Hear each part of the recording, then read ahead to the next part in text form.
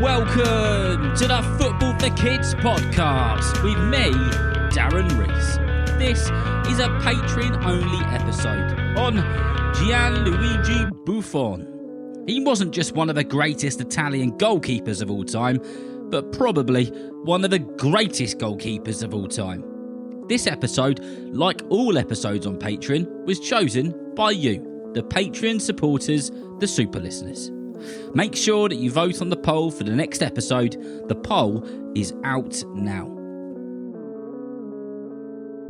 Right then, as this is a Patreon-only episode, there's no shout-outs, messages, reviews or anything. We get straight into the episode. Gigi Buffon was born in Italy on the 28th of January in 1978. Like many of the very successful people we have spoken about on the Football for Kids podcast, Buffon came from a very sporty family. Check this out. His mum was a 3 times Italian champion in shot put. If you're not sure what shot put is, it's where athletes with a particular technique throw a very heavy ball as far as they possibly can. His uncle was a top basketball player, his dad was also into shot put, and his sisters were both professional volleyball players. That is one sporty family. Oh, and I nearly forgot one. Lorenzo Buffon was the Italian goalkeeper who played for some of the top teams in Italy. He is a relative as well. Buffon initially started his youth career with Parma at around 11 years old and was mainly an outfield player. This is something which we have discovered a lot on the podcast when it comes to goalkeepers. It's reported that Buffon mainly played as a midfielder and he liked playing in that position until he was inspired by the goalkeeper from the Cameroon national side. He liked this keeper so much that apparently it encouraged him to give it a go in between the sticks, and when he did, my goodness did he like it. Buffon became the first choice goalkeeper for the Parma youth team when both of the goalkeepers suffered injuries. And because of Buffon's want to play in goal, and because he was a big, agile lad with a presence, he took up the role of being a keeper.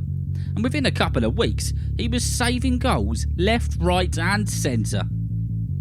Things went from good to great for Buffon in goal as he was called up to play for the first team in the summer of 1994. And at just 17 years old, he made his senior debut in the Italian top division, Serie A. Buffon was 17 years old, and some of the saves he was making as the matches went by were quite simply fantastic. The thing that really made them special though, is some of the players who were shooting at him were not just the best players in Serie A, but some of the best players on the planet. And a 17, 18-year-old Buffon was stopping them from scoring like he was having a kickabout down the park with his mates. Parma and Italy had a serious goalkeeper on their hands. After 6 seasons with Parma, making over 200 appearances for the club, Buffon made a move to one of the greatest Italian teams of all time, especially of that era, when he joined the unstoppable Juventus. When Buffon joined Juventus, he was replacing a very good goalkeeper, a man called Van der Sar, who went on to play for Fulham and Manchester United. And my goodness, was he a good keeper. So Buffon had some big shoes to fill, or should I say, gloves.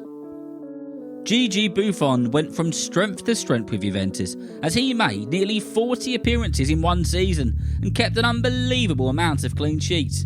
He and his teammates also made it to the Champions League final at Old Trafford, where Juventus would draw 0-0 against AC Milan and unfortunately went on to lose that match on penalties.